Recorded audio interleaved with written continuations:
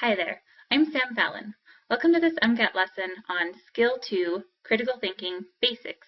Now, Skill 2 is a skill from the AAMC where they're going to require you to go a bit beyond what you know about just your science knowledge and start to critically think about it. For instance, you might be asked to explain an observation or take what you know about science and use it in a critical thinking sort of way.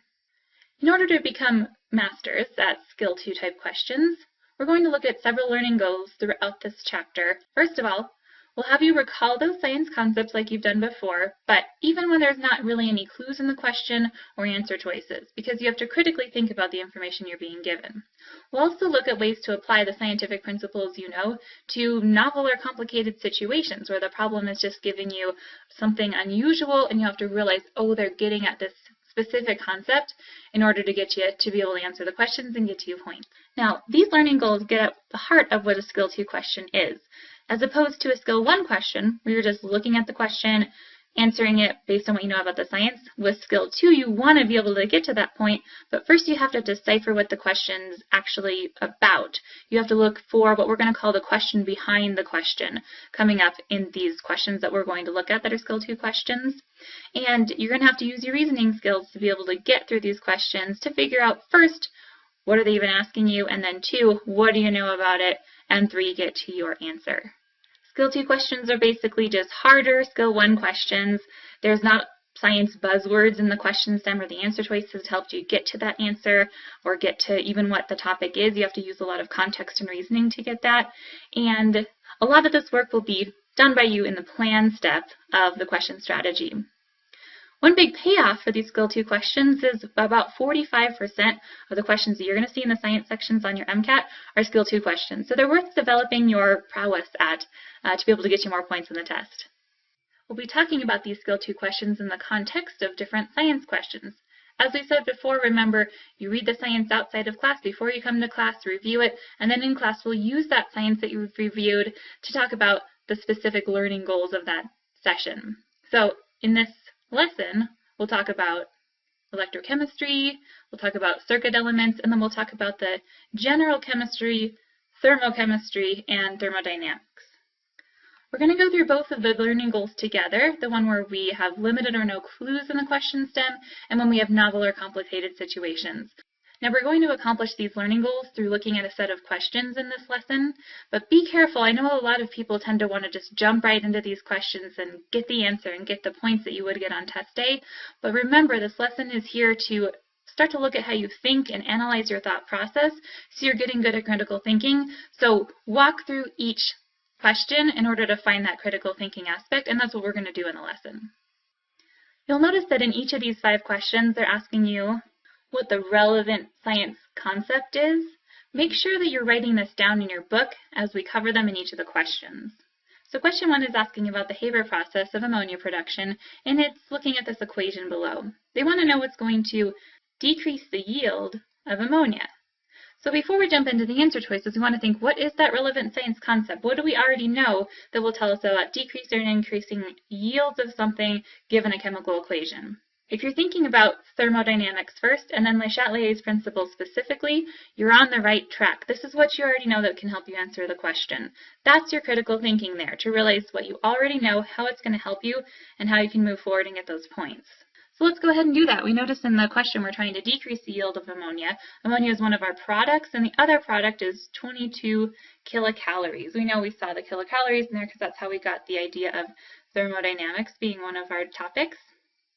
And we're looking at the answer choices, and we're having to figure out what to do with temperature and what to do with energy release or absorption. Well, we also know that temperature is one of our products and energy release is one of our products.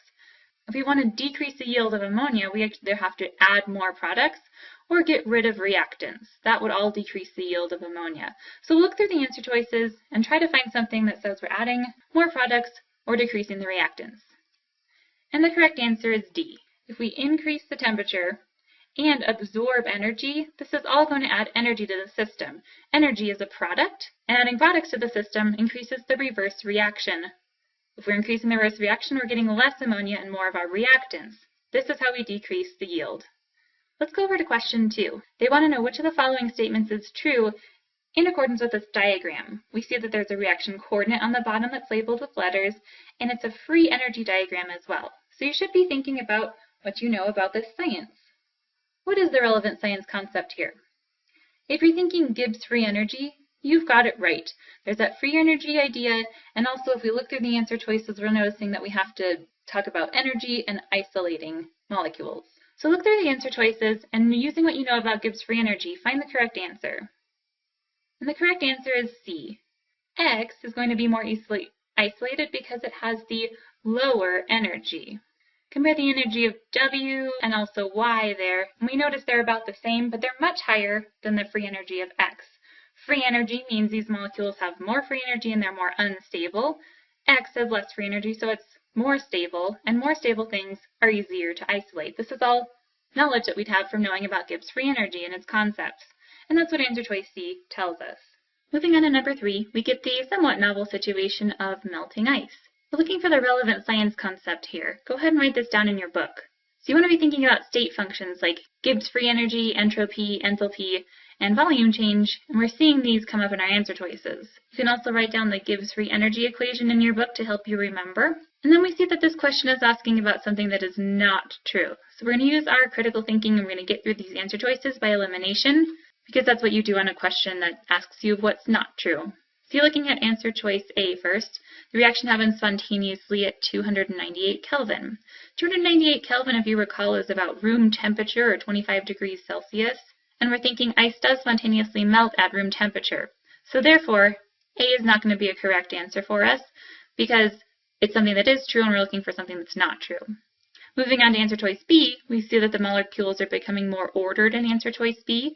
And if you think about solid ice going to liquid water, the molecules will start to have to move over one another more and flow like they would in a liquid. In the case of melting ice, therefore, the molecules are becoming less ordered in a structured lattice and more flowing as they do in a liquid. So B is definitely not true and ends up being our correct answer. Let's keep eliminating though to make sure that we're understanding the skill 2 question. Answer choice C said that the reaction requires energy, and we definitely know that answer choice C is going to be incorrect because a phase change reaction, such as the melting of ice, we know that that does require energy. So that is a true answer and therefore not the one we're looking for. Finally, answer choice D we can eliminate as well because what it says, that the volume of the substance decreases, is definitely true. Really cold water right after it melts gets more dense, and this is actually why ice will float on top of water because ice is less dense than the water that it can melt into.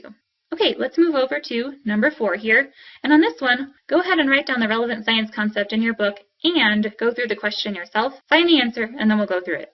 So the relevant science concept here is going to be Coulomb's law. It doesn't say this anywhere in the question, but you do have to know that they're talking about a force between hydrogen bonded bases. So let's think about the force between these hydrogen bonded bases. Now these hydrogen bonded bases have electrons and protons in them, and there's going to be a relationship between the distance that separates them and the force between them. Imagine these electrons getting close together, like charges right up next to each other. Well, that should increase electrostatic force, and that's what we're seeing in this note on the screen here. As we decrease the distance, those electrons are getting close to each other and we have more of a force between the molecules. As we increase that distance, however, these electrons and protons get further away from each other, and we'll see a decrease in that electrostatic force between them. So we need to look for an answer that says that, and if you're looking at answer choice D, you have it correct. As we increase the distance, we have a decrease in that force.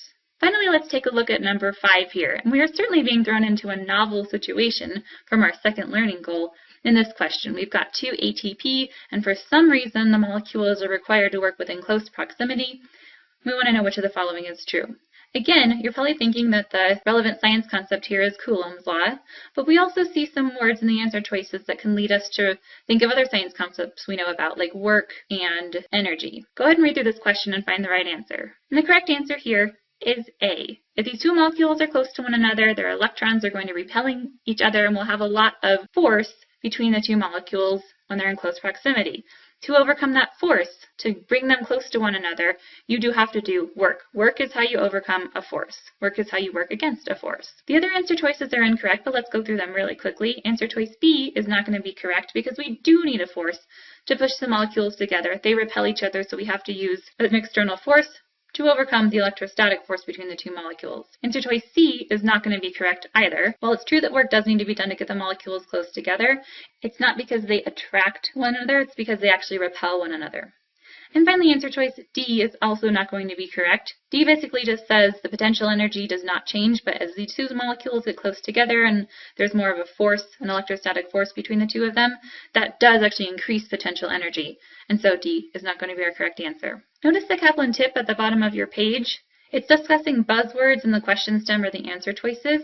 And you can see that well in this question. Words like work or energy, like we were talking about before, are clues tell us what's going on in a question like this. Finding these clues and thinking about them in the context of the sciences that you know is how you are going to answer these Skill 2 questions on the test. Let's review what we've covered in this lesson. First of all, the question stem and the answer choices in Skill 2 questions have clues in them that you're going to use, are going to be linked conceptually to what you know about the sciences already, and involve these relevant basic science concepts that you know from reviewing. Remember, Skill 2 questions are basically just like Skill 1 questions, but harder and require more critical thinking. Therefore, critical thinking on the MCAT is imperative for making that effective plan. The plan step is where you get at the Skill 2 thinking necessary to answer the question.